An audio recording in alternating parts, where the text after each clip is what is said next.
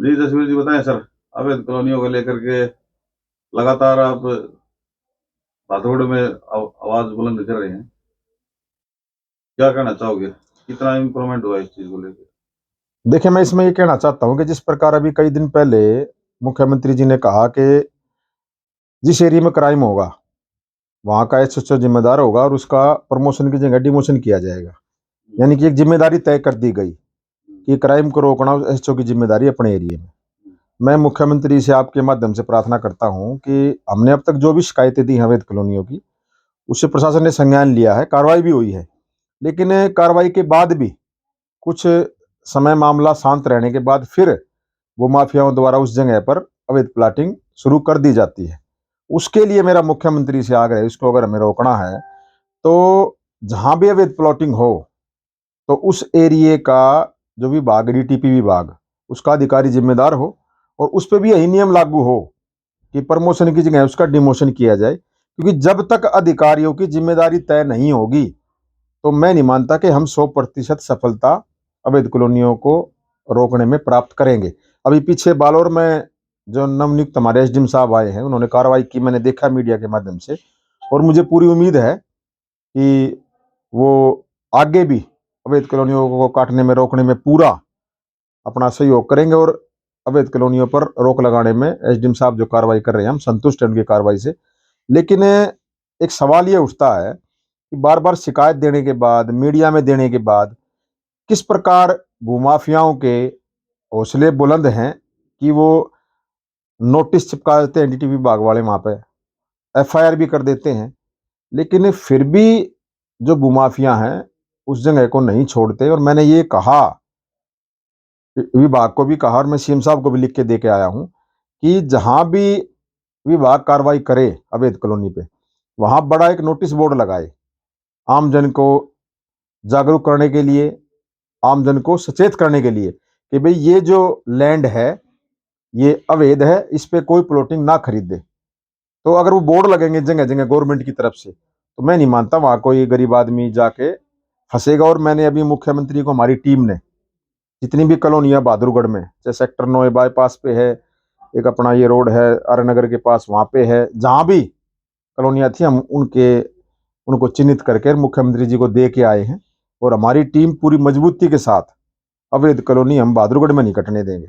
मुख्यमंत्री जी का एक ही लक्ष्य है, जीरो टॉलरेंस की नीति, भ्रष्टाचार मुक्त हरियाणा।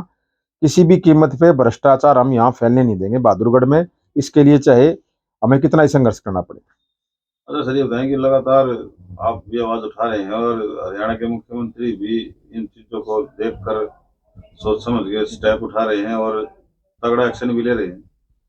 बावजूद इसके, क्योंकि मुख्यमंत्री हर जगह तो अवेलेबल नहीं हो सकता है, तो ऐसे में कुछ इस तरह की कोई टीम गठित की जाए जो निगरानी कमेटी टाइप की हो, इस तरह कुछ हो तो। टीम की जरूरत ही नहीं है प्रदीप भाई जी। जो हमारे बीजेपी के पदाधिकारी बैठे हैं, जिनको सरकार ने जिम्मेदारी दी है, वो भी गलत काम के विरुद्ध आवाज उठाए ना। मेरा उनसे भी आग्रह है, वो भी सरकार का हिस्सा है, वो मुख्यमंत्री के पास वो भी जाते हैं, फोटो भी खिंचवाते हैं अच्छा सा। लेकिन उनकी भी जिम्मेदारी ये बनती है कि वो अवैध कॉलोनी जहां भी कटे, गलत काम कोई भी हो हमारे हल्के में, उसका विरोध करना चाहिए। और मेरी आपके माध्यम से वर्तमान विधायक से ही प्रार्थना है, उनको जिम्मेदारी दी है लोगों ने हल्के की सेवा करने की, तो ये भी एक सेवा का ही काम है, गरीब आदमी कोई ना फंसे अवैध प्लाटिंग के चक्कर में। तो मेरा सबसे आग्रह रहेगा कि जो भी गलत काम हो उसको मुख्यमंत्री जी तक पहुंचाओ, मीडिया के माध्यम से उसको उजागर करो, ताकि जब आप मामले को उजागर करेंगे, मुख्यमंत्री जी के संज्ञान में डालेंगे, तो एक भय बनेगा जो गलत काम करते हैं। और मैं नहीं मानता कि जब सभी मिलकर प्रयास करेंगे तो अवैध कॉलोनी बहादुरगढ़ में कटेंगे। ये लोगों का भी सवाल है, भादौड़ की जनता भी पूछ रही है। जैसे चुनाव नजदीक आता है तो सभी नेता सक्रिय नजर आते हैं, और अब इस तरह से आप एक अकेले ऐसे भादौड़ में अवैध कॉलोनियों को लेके, या कोई भी गलत काम है, या कोई भी करप्शन है, या सड़क निर्माण घटिया है, कई तरह के मुद्दों को लेकर आप आगे पार्टी की नीतियों को आगे चला रहे हैं, लेकिन स्थानीय और भी बहुत सारे नेता हैं, क्या चुनाव चुनाव में ही नजर आते हैं? देखो, ऐसा है भाई, अपना अपना राजनीति करने का सबका नजरिया अलग होता है। हर आदमी अपनी राजनीति करता है, हर आदमी सोचता मैं आगे बढ़ूं। कोई फोटो खिंचवाए खुश हो जाता है, कोई नेता से मिलके खुश हो जाता है, लेकिन मैं ये मानता हूं कि धरातल पे जो काम करता है वो दिखाई भी देता है लोगों को। हमारा काम है गलत काम का विरोध करना, सही काम हो, चाहे वो रोड बने, अच्छा बने, सरकार का पैसा लगता है तो वो रोड अच्छा बनेगा तो जनता को उसका लाभ होगा, मजबूत चीज बनेगी तो काफी लंबे समय तक चलेगी। सबसे पहली बात ये, अवैध कॉलोनी ना कटे। कोई भी भाई परेशान है, सरकार की योजना का उसको लाभ नहीं मिल रहा, हमारी ये कोशिश रहती है हम उसको उसकी मदद करके अधिकारियों से बात करें, उसका काम करवाने का काम करें। मैं मुख्यमंत्री जी के पास जब भी मिलता हूँ, मैं और नेताओं की राजनीति नहीं करता, अकेला चला गया, फोटो खिंचवा गया, उसको सोशल मीडिया पे डाल दिया कि आज मुख्यमंत्री से मिला और ये किया। वो हमारा विषय नहीं है। हमारा विषय है जो लोग परेशान है सिस्टम से, जिनकी सुनवाई प्रशासन में नहीं हो रही, जिसकी सुनवाई अधिकारी नहीं काम कर रहे, हम उनकी लिस्ट बना के उनको अपने साथ मुख्यमंत्री के पास लेके जाते हैं। और कहीं का हो, चाहे बहादुरगढ़ की बात नहीं कर रहा मैं, तो वो कहीं का भी साथी है हमारा।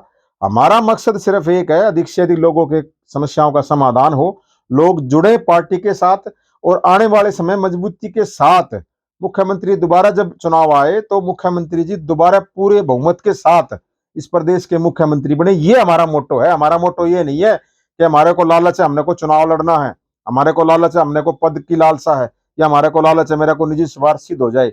होगी नेताओं की अपनी अपनी सोच है। कुछ लोग क्यों नहीं बोल रहे अवैध कॉलोनी के खिलाफ?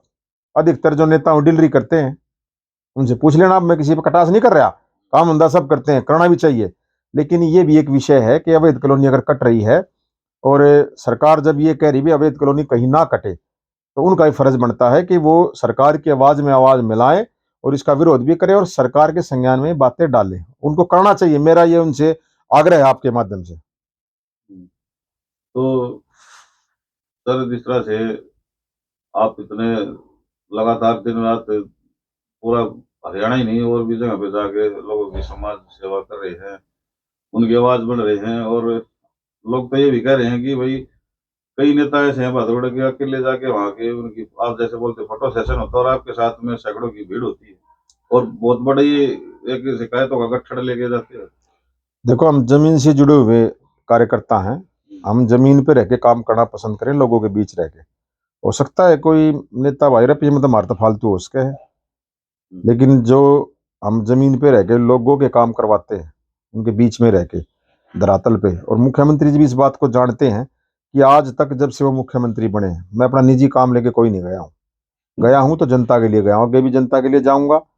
हमारा मकसद सिर्फ ये एक है, अधिक से अधिक लोग जुड़ें, उनकी समस्याओं का समाधान हो, आने वाले समय में पार्टी को भी लाभ हो, मुख्यमंत्री जी को भी लाभ हो, और लाभ तब होगा जब लोगों की शिकायतों का समाधान होगा। ऐसे सिर्फ सिर्फ और सिर्फ जो नेता फोटो सेशन की लीडरी करते हैं, उनसे मैं नहीं मानता कि कोई भला उनका होगा या पार्टी का होगा। एक लास्ट सवाल है, जैसे आप बोलते हो चंडीगढ़ से ऐसा ही एक आदेश आ जाता है, आप बोलते हो कि भाई जो सही अधिकारी काम नहीं करेगा, शिकायतों का सही निस्तारण नहीं करेगा, उसके खिलाफ कार्रवाई होगी। तो अभी अखबार में भी आया है, मुख्यमंत्री साहब के वहां से आदेश आया है कि भाई इन अधिकारियों के खिलाफ उन्होंने शिकायत को सही समाधान नहीं किया, इसलिए उन पर कार्रवाई होने वाली। वो मैंने देखा मीडिया में। पहला तो इसमें ये है कि मुख्यमंत्री जी ने ये कहा कि जो भी शिकायत आमजन द्वारा किसी भी प्लेटफार्म पे दी जाएगी उसको बिना समाधान किए कोई भी अधिकारी उस फाइल को क्लोज नहीं करेगा, मुख्यमंत्री जी ने बोला। उसके बाद जो सड़कों के जो गड्ढे हैं या सड़कें जहाँ टूटी हुई हैं बननी है, वो जो सरकार ने ऐप बनाई है उस पर कुछ अधिकारियों ने, जिन लोगों ने शिकायत की, तो उन लोगों ने उस शिकायत को गलत तरीके से बंद कर दिया। अधिकारियों ने समाधान नहीं हुआ धरातल पे, ना वो खड्डे भरे गए, ना वो सड़क ठीक की गई, लेकिन वो फाइल क्लोज कर दी। वो शिकायतें मुख्यमंत्री जी के पास पहुंच गई और जिस अधिकारी ने करी उनकी लिस्ट बना के मुख्यमंत्री ने आदेश जारी कर दिया, इनके खिलाफ कार्रवाई करो। ऐसा जब हर विभाग में हो जाएगा, क्योंकि कई बार हमारी भी कमी हो जाती है। आपने शिकायत दे दी, मैं उस शिकायत का निवारण करने वाला मान लो को जिम्मेदारी ले बैठा हूँ, आपने मेरी सांठगांठ कर लिया, अधिकारी ने कर ली, वो साइन कर दिया झूठे, वो हो गया समाधान, लेकिन धरातल पे नहीं हुआ, वो कागजों में हुआ। उस चीज को रोकने के लिए सीएम साहब ने आदेश जारी किए हैं कि कोई भी अधिकारी अगर बिना समाधान किए किसी भी फाइल को क्लोज करता है तो जिम्मेदारी उस अधिकारी की होगी। मेरा आमजन से भी आग्रह अपील रहेगा, किसी प्लेटफार्म पे आप शिकायत लगाते हैं, किसी भी भाई के साथ अन्याय होता है और उसको पता नहीं लगता कि तेरी शिकायत को क्लोज कर दिया गया, और समाधान किए बिना, धरातल पे समाधान किए बिना अगर किसी भी साथी की कोई भी किसी प्लेटफार्म पे अगर कोई फाइल क्लोज होती है तो वो हमारे को जरूर बताए, ताकि उसके बारे में मुख्यमंत्री जी को हम बता सकें।